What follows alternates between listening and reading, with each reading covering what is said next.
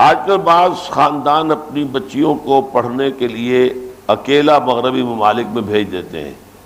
حالانکہ وہاں کے ماحول سے ہم سب واقف ہیں۔ اس طرح خواتین میں انجینئرنگ اور دوسرے عملی علوم سیکھنے کا رجحان پیدا ہو رہا ہے۔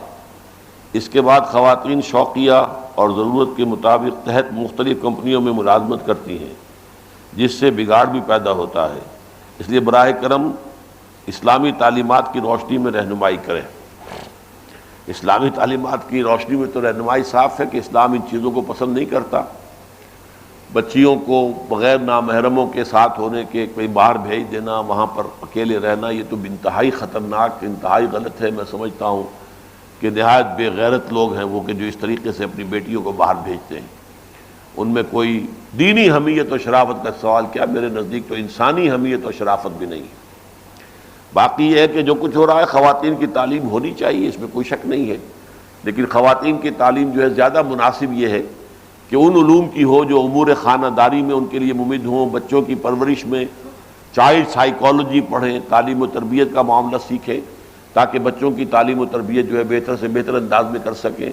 میڈیسن پڑھیں تاکہ خواتین کا علاج خواتین کر سکیں، خواتین کو مردوں کے سامنے نہ آنا پڑے اپنے علاج کے لیے۔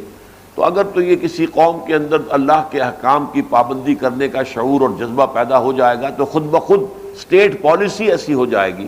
اس کے بعد بھی حرام نہیں ہے کسی کے لیے کہ اگر وہ انجینئرنگ پڑھتی ہے بچی، کوئی شوق ہے اسے پڑھ لے، اور یہ کہ اگر کہیں کوئی جاب بھی ایسا ہو جس میں وہ اپنے پردے کو مکمل قائم رکھتے ہوئے کوئی کام کر سکے۔ اس لیے کہ ہم اس کے قائل ہیں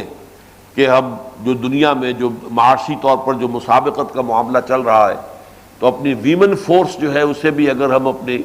صنعتی کام کے اندر انوالو نہیں کریں گے تو دنیا میں جو دوڑ چل رہی ہے اس میں ہم مقابلے اور مسابقت میں کامیاب نہیں ہو سکتے۔ تو اس کے لیے ایسے انڈسٹریل یونٹس ہوں جس میں عورتیں سپروائز کریں، عورتیں ہی وہاں پر جو انجینئر ہوں، عورتیں ہی وہاں پر کام کرنے والی لیبررز ہوں، بہت اچھی بات ہے، کوئی بری بات نہیں ہوگی۔